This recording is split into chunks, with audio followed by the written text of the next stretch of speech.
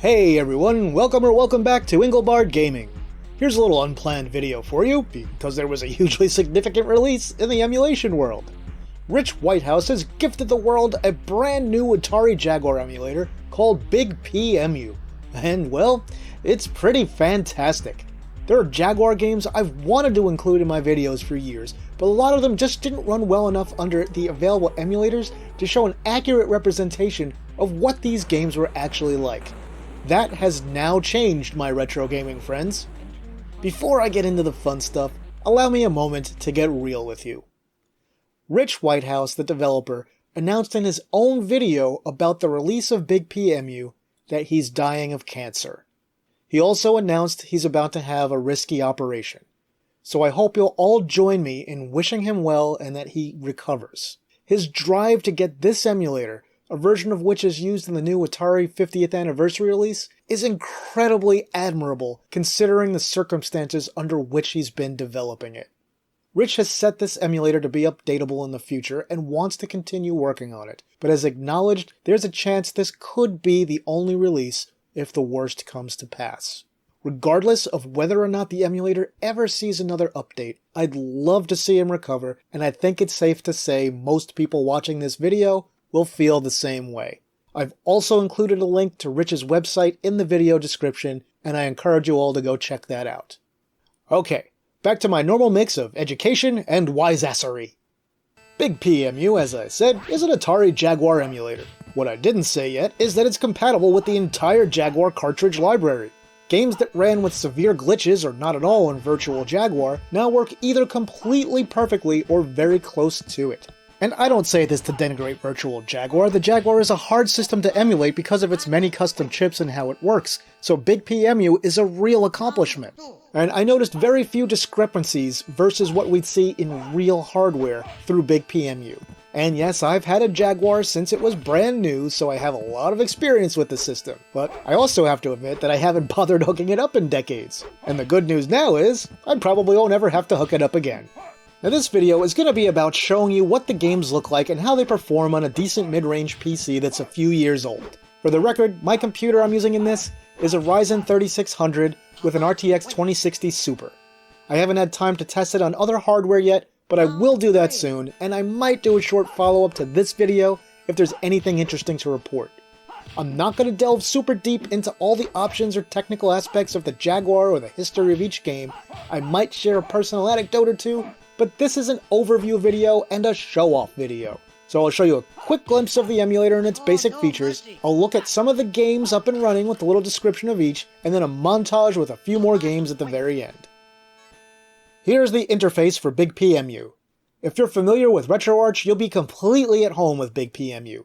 It's pretty user-friendly and simple, but it is also a smidge text-heavy, so if you're not used to emulators with this kind of setup, it might seem a little intimidating at first. But don't worry, it's all divvied up in a very logical way, and it'll work well from you right from the get-go without you having to change a single option. What's worth mentioning is there are plenty of options to allow you to tweak things in a way that'll change the performance of the games themselves, such as altering the way the pipeline and blitter work, to name a few. If you're not familiar with these things, just leave the settings at their defaults for an experience similar to the original system.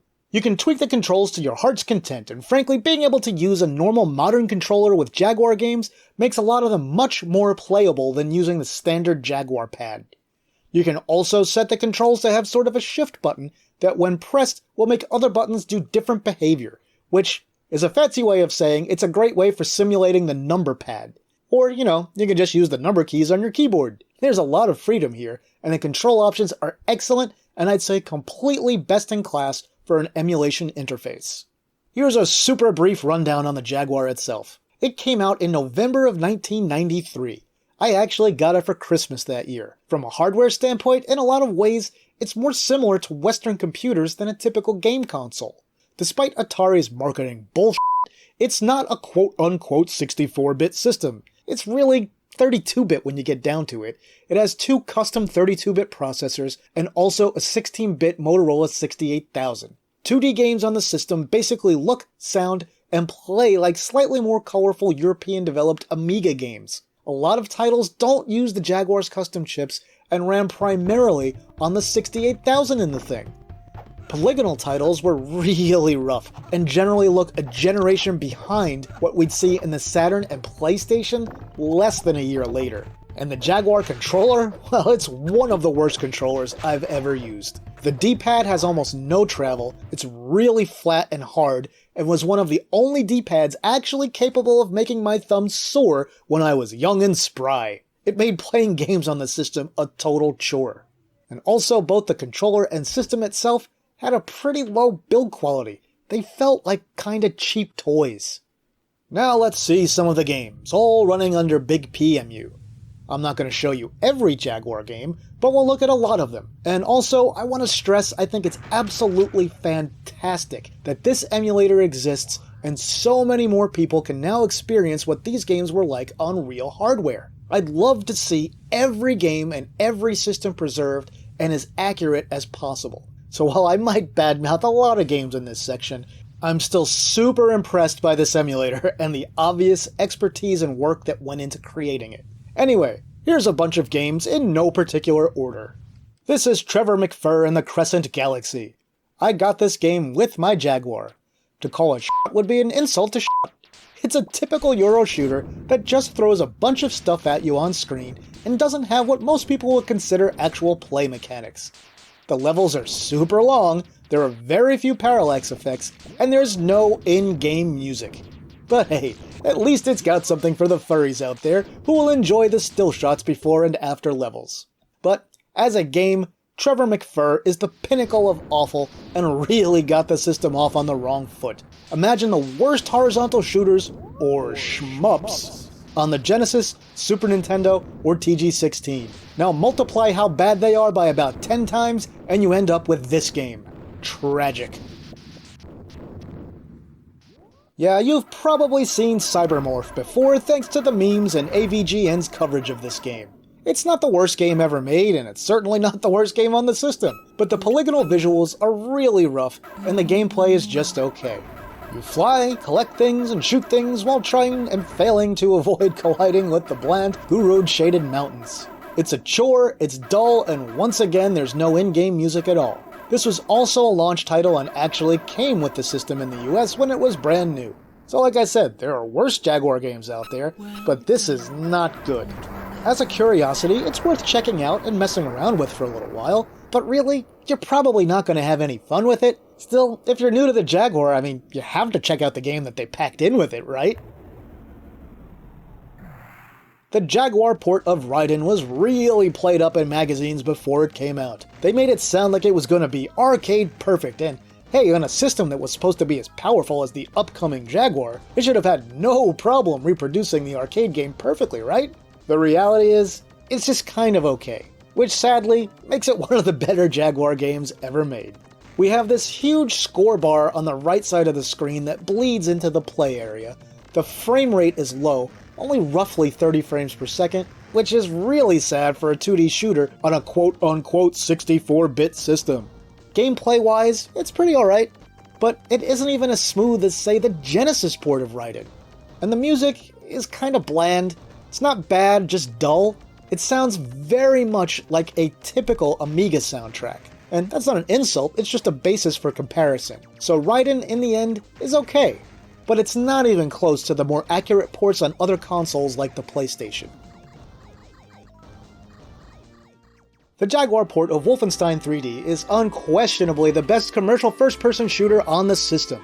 It's fast, it runs well, it has in-game music, and a pretty good frame rate. This is actually the only version of Wolf 3D I've ever played from start to finish, and it stands as one of the most playable Jaguar games. The only problem is, well, there are lots of platforms that have a version of Wolfenstein 3D, and several of them do it better than the Jaguar. Yeah, it's kind of basic by today's standards, or even compared to its successor Doom, which is also on the system, and we'll look at in a few seconds here.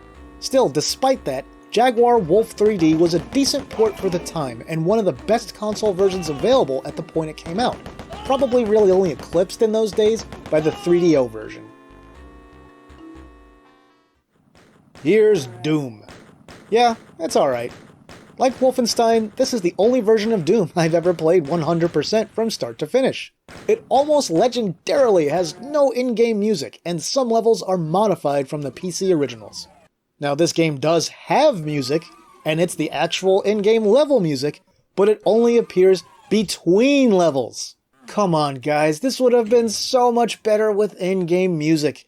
Having no music really makes it dull and hard to play through, especially these days with a million other and better versions available. Still, it's okay. One of the better contemporary console ports of Doom, I guess. It served as the basis for ports to many other platforms.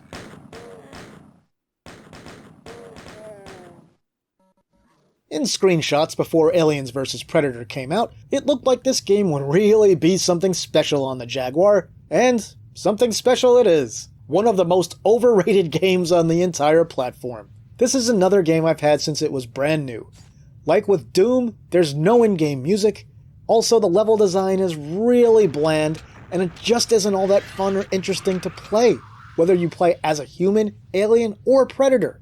The textures look pretty good and were fairly impressive for the time it came out. But Jaguar AVP is really boring, lacks variety in its enemies, locations, and gameplay. The frame rate is probably also lower than you're expecting if you've never seen this before. It just doesn't run as smoothly as Wolfenstein or even Doom. It's worth a look-see to see what the hubbub was about, but in the end, Aliens vs. Predator just isn't a very good game. It's not a disaster or anything, it's just all very samey and boring. This is Checkered Flag for the Jaguar. It's obviously a little inspired by Sega's Virtua Racing, but don't be fooled by how this game looks.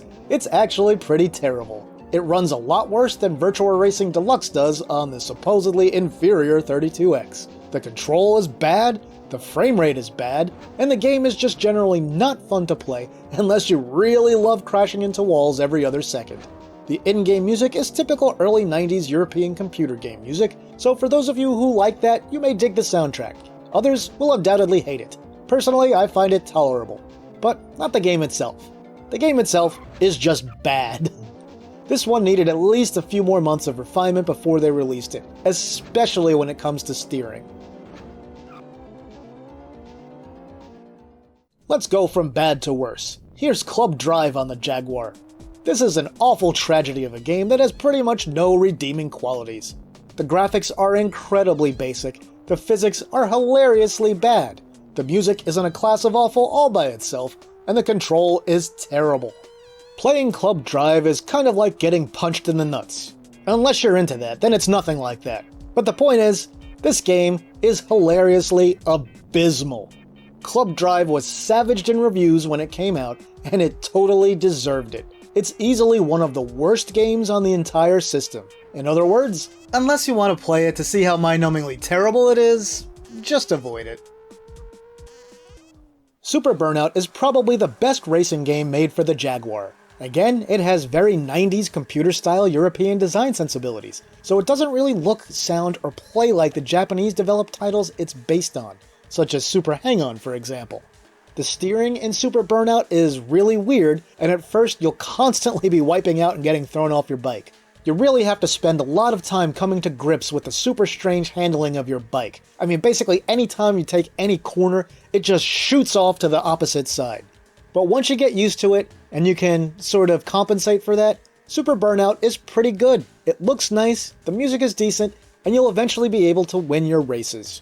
Super Burnout shows the potential the Jag had to do this kind of super scalar-ish game. It's too bad we didn't really get to see anything else with a similar style. It's definitely worth checking out if you have the patience. Okay, hear me out. Kasumi Ninja gets a lot of shit from people online, but I have to admit I like this game. One of my friends and I used to play this a lot, and we laughed so hard at it because of the really weird things you could do in it. For example, you could position yourself behind the other player, uppercut the back of their head, and knock them flat on their face, which is really funny when you see it in motion. There's also, of course, Angus and his fireball shooting crotch. Now, I'm not going to sit here and tell you Kasumi Ninja is a good game. It's not, but honestly, it's okay. It's nowhere near its inspiration Mortal Kombat, but it looks good and the gameplay is tolerable. And with 2 players, it can actually be kind of fun because of all of that general weirdness I just told you about. Kasumi Ninja even has its own low-rent fatalities like you'll see here. And as far as fighting games on the Jaguar go, Kasumi Ninja easily looks the best on the system. Even though the music and sound are kind of weak, it's technically the most proficient, I would say. So look up the moves and give it a shot. You might actually be surprised if you spend a few minutes with this one, especially if you have a second player to play against. Ultravortec. Here's a game that a lot of magazines were playing up before it came out, talking about how much better it was going to be than Kasumi Ninja, and how it would be the best fighting game on the Jaguar, and blah blah blah.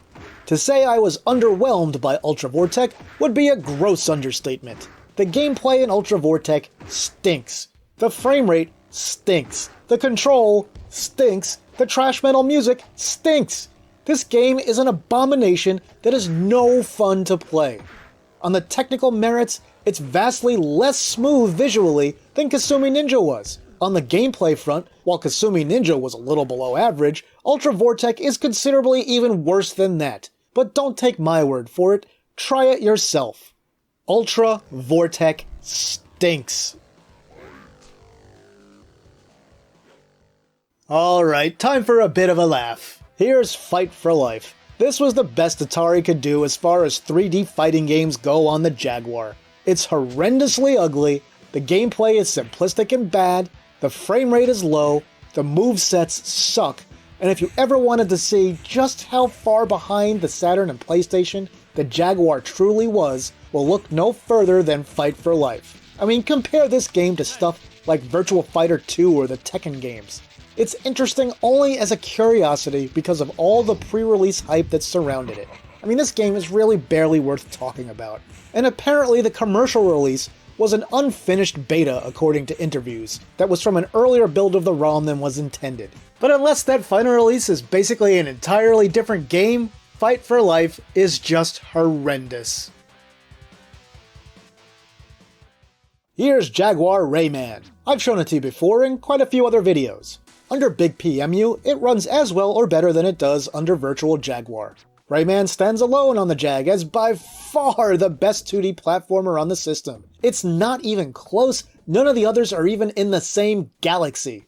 It looks, sounds, and plays great, and is a real gem on the system. But the big problem is, once again, that Rayman was ported to other contemporary systems like the Saturn and PlayStation, and those versions are better than this one. Still, Rayman is undoubtedly one of the very best games on the Jaguar, and that alone makes it worth checking out. Next up, let's take a look at Iron Soldier. It's a fun, flat-shaded mech game. It takes a little getting used to, but once you do, this is also one of the best games on the system. Lumber around and stomp on tanks, wreck buildings, and blow up a whole lot of shit. Yeah, man, f*** yeah. Seriously though, it's a little slow and plain looking, but the frame rate is good. The controls do take some getting used to, as is the case with quite a few games, especially those on the Jaguar that use the number pad. But it's not bad, although having the overlay helped on a real system for games like this one. Anyway, check it out. Give it a chance. They even went to the trouble of including in-game music. How nice. But seriously, Iron Soldier is definitely a good game on the system. Here's a game that needs no introduction. Oh wait, I guess it does. This is Tempest 2000.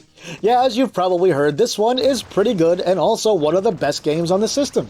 My own real cartridge of Tempest 2000 has a defect where the saves kept getting erased, so I couldn't ever finish the 100 levels in its normal single-player mode. I plan to fix that now that there's a good emulator for the system. Tempest 2000 looks, sounds, and plays great. It was a fantastic update to a quick, twitchy arcade game that had a suitably modern flair for the time of its release. If you enjoy classic Golden Age arcade shooters, you'll probably really dig Tempest 2000. You may have already seen its many sequels or follow-ups on other platforms by now, but if not, this original release is definitely worth checking out. Tempest 2000 was great, so Defender 2000 must also be great, right? Right? Wrong. Defender 2000 is kind of an unplayable mess. Your ship is way too big and moves way too fast, making it far too easy to get killed by stuff you have no idea is even there until the millisecond before you die. The game is not good, unless you like gently tapping the control in each direction to make sure your giant ship doesn't zoom straight into enemies every half second. I've already spent way more time on Defender 2000 than it's worth. I would say avoid this one entirely. Defender 2000 stinks. But Bethesda's Protector is a much better example of a modernized take on Defender. It plays better, everything is a more reasonable size, and you can actually tell what the heck is going on. So props to the devs on that. This was a late release, coming along all the way in 1999. Over 4 years after Atari had officially abandoned the Jaguar. Tempest 2000 Protector isn't as flashy in some ways as Defender 2000, but on the flip side, people will actually be able to play and enjoy this one. So it's a huge improvement from that perspective. Check it out. Here's a little montage of a few more games running under BigPEmu. Some of them are alright, some of them are crap. It'll usually be obvious which is which, and I'll probably take a look at a few of these more in-depth somewhere down the line in future videos. Now I won't subject you to too much more here, maybe just another minute's worth.